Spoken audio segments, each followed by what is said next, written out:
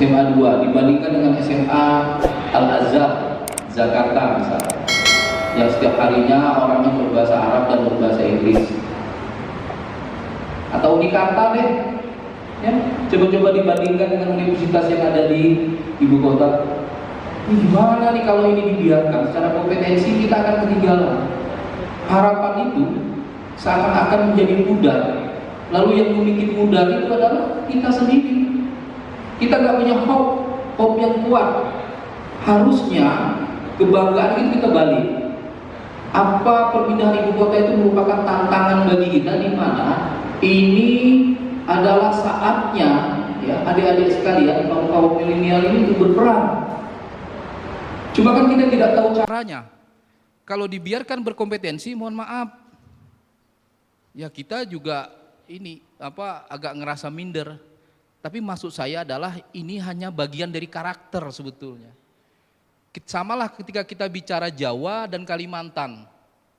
Ya, kita selalu menganggap Jawa itu lebih hebat dan Kalimantan itu agak sedikit keterbelakang.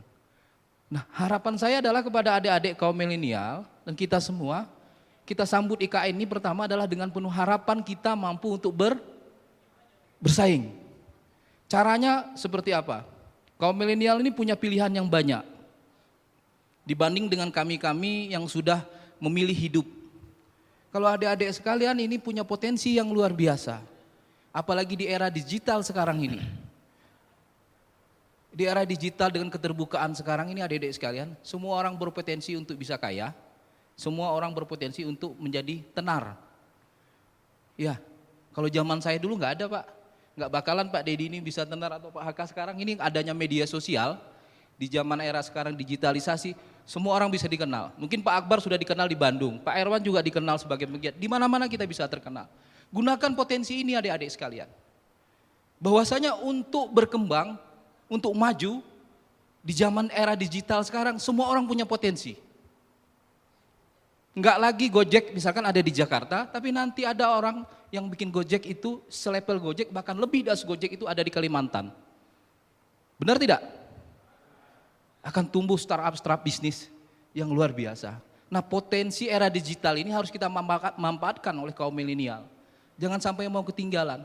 Maka itu pilihannya sekarang ini, potensi untuk Anda tuh lebih banyak dibanding kami. Udah hilangkan pikiran, mohon maaf, untuk menjadi pegawai negeri, untuk menjadi karyawan dan sebagainya. Saya bukan memprovokasi Anda.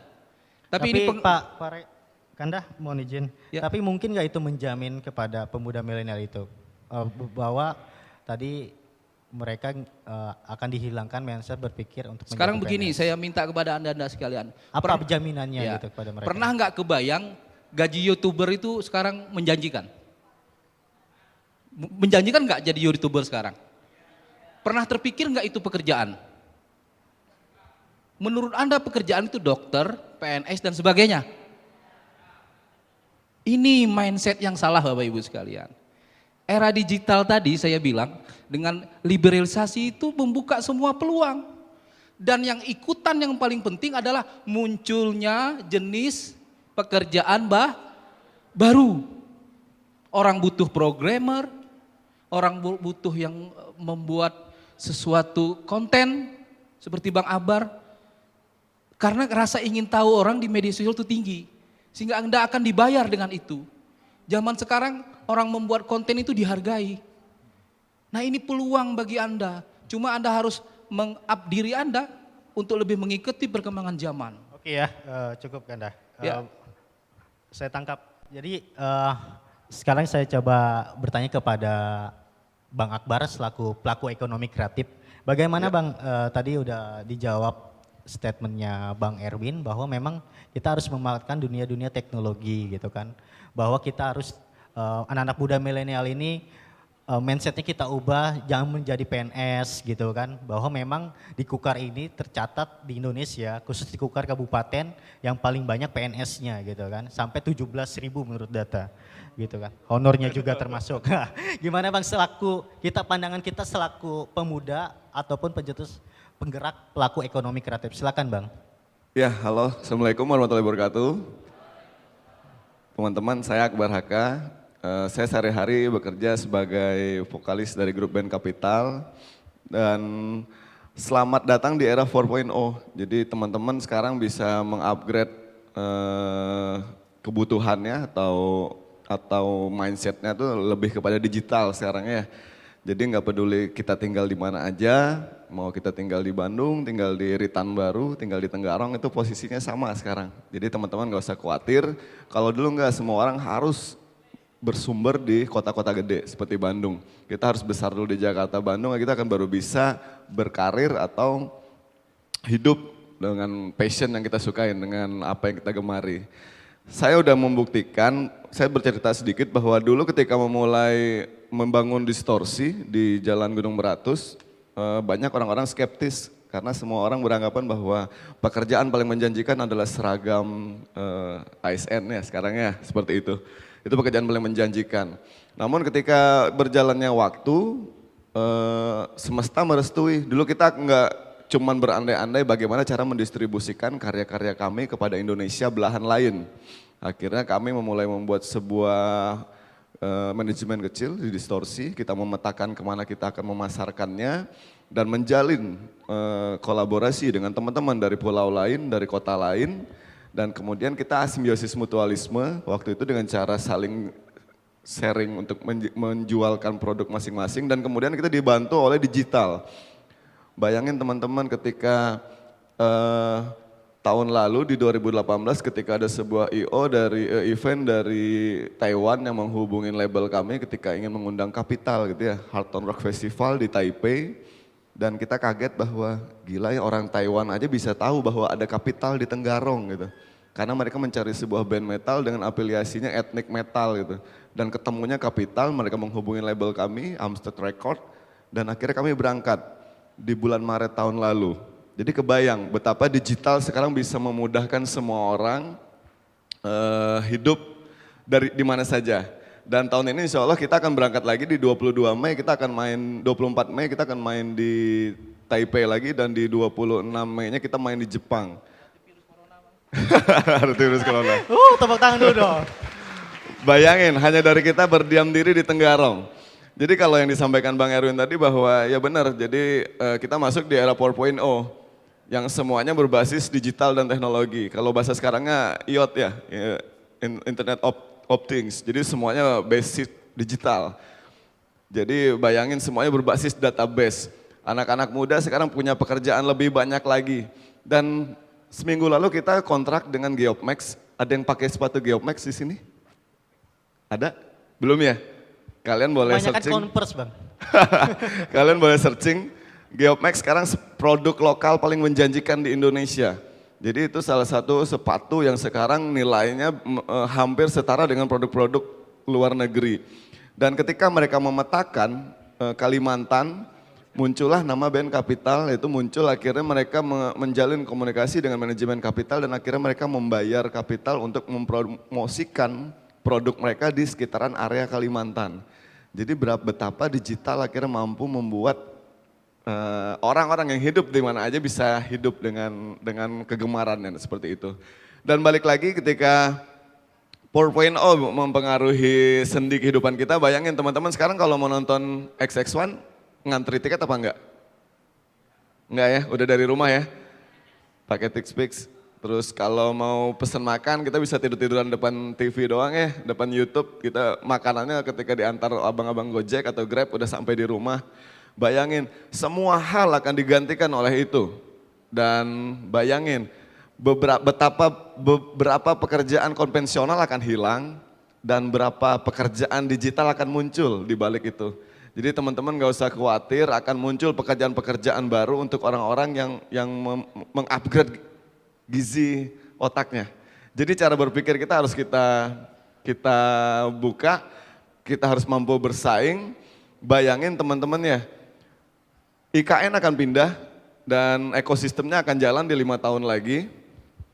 Jika teman-teman yang ada di sini. Selamat datang kepada Ketua DPD KNPI kita, Bung Tauhid, beri tepuk tangan. Tadi beliau izin ada tamu sebentar. Sorry saya lanjutkan. Bayangin jika teman-teman tidak siap mengupgrade cara berpikirnya. Jika informasi akan ada 1 juta staf kementerian yang pindah ke daerah kita, ke Kutai Kartanegara dan Penajam Pasir Utara, jika 1 juta staf kementerian membawa 2 orang anak, berarti akan ada 2 juta anak muda baru di Kutai Kartanegara. Bayangin, anak-anak muda dari Jakarta, Tangerang, Bekasi dan sekitarnya yang secara mindsetnya udah maju, kongkonya maju, industri kreatifnya udah maju, mereka pindah ke sini. Bayangin, 2 juta anak muda baru akan ada di sini. Dan apa kabar buat anak-anak muda di Kutai Kartanegara, teman-teman? Jika kita tidak mengupgrade otak kita, bersiaplah kita akan tertinggal. Oke, terima kasih Bang. Bang, mungkin nggak Kutai ini SDM-nya bernasib sama dengan orang Betawi Bang, pada saat memang ikan ada?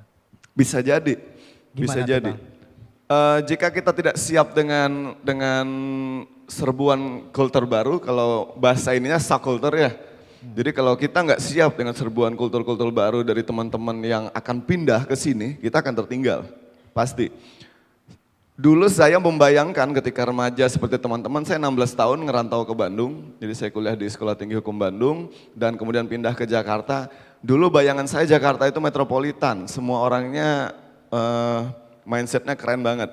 Dan maaf bukan melemahkan teman-teman dari Betawi, enggak. Ketika saya tinggal di Jalan E, Bendungan Jago itu setahun setengah saya tinggal di situ, di Jiung. Jiung itu kalau sekarang tuh Forum Betawi Rempuk, itu di situ. Dan di sana memang banyak teman-teman asli Betawi. Dan maaf memang akhirnya teman-teman yang hidup asli di kampung-kampung Betawi tidak mempunyai pekerjaan yang secara tanda kutip mereka bersaing dengan pekerja-pekerja yang siap secara mindset. Kebanyakan teman-teman akhirnya hidup dari, mohon maaf ya, jual beli motor, seperti itu, buka-buka rental PS dan lain-lain. Jadi itu asli-asli teman-teman yang ada di Jalan E, jadi waktu itu. Jadi akhirnya saya merasanya bahwa akhirnya penduduk aslinya Jakarta mulai terpinggirkan. Untungnya saja Betawi punya rasa cinta yang tinggi akan budaya mereka. Jadi ketika serbuan macam-macam suku akan masuk ke Jakarta, mereka akhirnya merasa bahwa Betawi harus tetap pegang kendali di Jakarta. Dan itulah yang membuat Betawi akhirnya dikenal secara Indonesia, karena mereka cinta dengan budaya mereka. Oke, terima kasih Bang Akbar. Beli tepuk tangan dulu dong, kepada Bang Akbar. Oke, saya ingin melihat dari sudut pandang dari budaya, bagaimana nih khusus Pak Erwan, selaku pencetus Kukar Kreatif, gimana Pak pandangan kita dari sisi budayawannya Pak? Apakah memang SDM Kukar ini pada saat IKN ada, apakah memang tergeser atau gimana Pak? Dan apa yang harus dikenalkan? Silakan Pak. Assalamualaikum warahmatullahi wabarakatuh. Selamat pagi. Nah, yang semangat dong. Selamat pagi. Nah, gitu. Masih muda kan? Kalau saya lihat dari rentang usia, audiens ya, kayaknya mereka lebih cocok untuk sebutan generasi Z sebenarnya, karena mereka lahir di atas tahun 2020, iya ya? Masih SMA kan kebanyakan kan? Kalau milenial itu kan konotasinya erat pada mereka yang lahir di tahun 1980 ya, 81, 83 sampai tahun 2000, seperti itu. Nah, apa kaitan dengan budaya? Ya, izinkan saya mau cerita sebentar ya Bang Asbin ya. Ini penting. Kira-kira 1-2 bulan yang lalu ya, saya sempat ditemui oleh tim dari Kementerian Lingkungan Hidup Jakarta. Ada 6 orang datang dan mereka itu ternyata ditugaskan untuk mencari tahu ya, tentang budaya Kutai itu seperti apa. Saya bingung juga kok Kementerian Lingkungan Hidup yang datang ke sini kan ya. Ternyata begini, Pak, sekarang ini KLH itu tidak lagi hanya mengurusi sungai, hutan, pohon gitu kan, enggak. Tapi juga berkaitan dengan manusia. Dan manusia menjadi bagian dari lingkungan ya. Nah ini perkembangan baru dari mereka. Kurang lebih 4 jam kami diskusi Pak. Ya. 4 jam diskusi mendalami tentang budaya Kutai. saya sampaikan tentang Kutai secara berimbang ya, positif, negatif, lebih dan kurangnya. Panjang sekali ceritanya, tapi ujungnya saya simpulkan seperti ini. Poin-poin pentingnya aja Pak. Orang Kutai itu siap untuk menerima kehadiran ibu kota negara baru. Kenapa? Yang pertama, orang Kutai itu punya karakter kuat tentang welcome. Ya. Orang Kutai itu selalu suka dengan pendatang. Ya. Orang Kutai itu selalu suka dengan orang-orang baru. Ya. Nah, yang kedua, orang Kutai itu suka dengan hal-hal baru. Nah, kita lihat fakta lah bahwa Kutai sejak era Kesultanan, ya, itu memang sudah terbiasa dengan para pendatang. Bahkan didatangkan dari luar untuk ikut menjadi bagian dari masyarakat Kutai. Nah, ini poin penting. Dan tim KLH itu menangkap ini sebagai isyarat yang sangat bagus. Ya. Karena kalau ibu kota negara ditaruh di tempat yang rentan secara budaya, ya, ini beresiko tinggi. Oke. Nah, sekarang kita juga harus melihat budaya ini kan secara berimbang, lebih dan kurang, positif dan negatifnya, gitu kan. Kalau saya ingin kaitkan secara khusus, kehadiran ibu kota negara baru di tempat kita, kemudian kita coba combine dengan kondisi kita, ya, budaya kita. Satu yang harus menjadi perhatian selain sisi lebih tadi, ya, orang kita, ya, orang kita, ini berarti orang kota ya, secara umum ya, secara keseluruhan.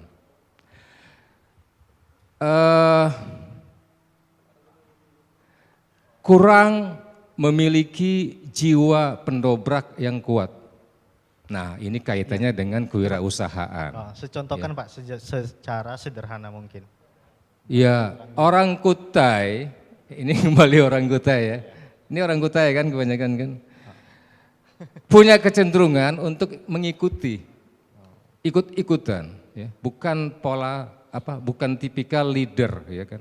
Ini kebanyakan seperti itu, meskipun enggak semua. Nah, ketika ibu kota negara pindah ke sini, yang kita perlukan adalah orang-orang yang agresif untuk menyambutnya, bukan menunggu.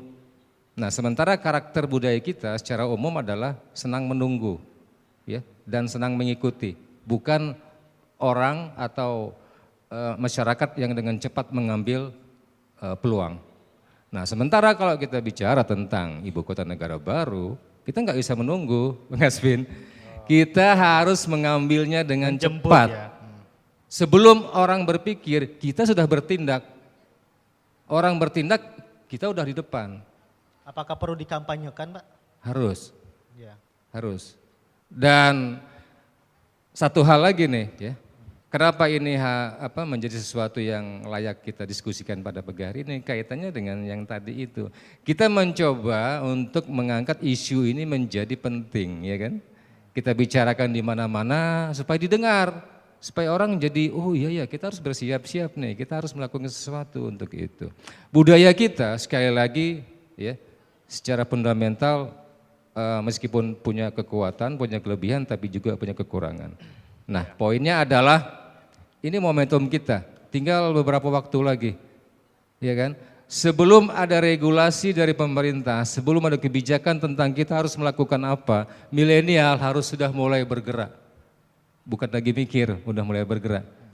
Ya, kayaknya itu aja dulu nih, Mas. Terima kasih Pak Irwan. Tepuk tangan dulu dong, Bapak Erwan Triadi.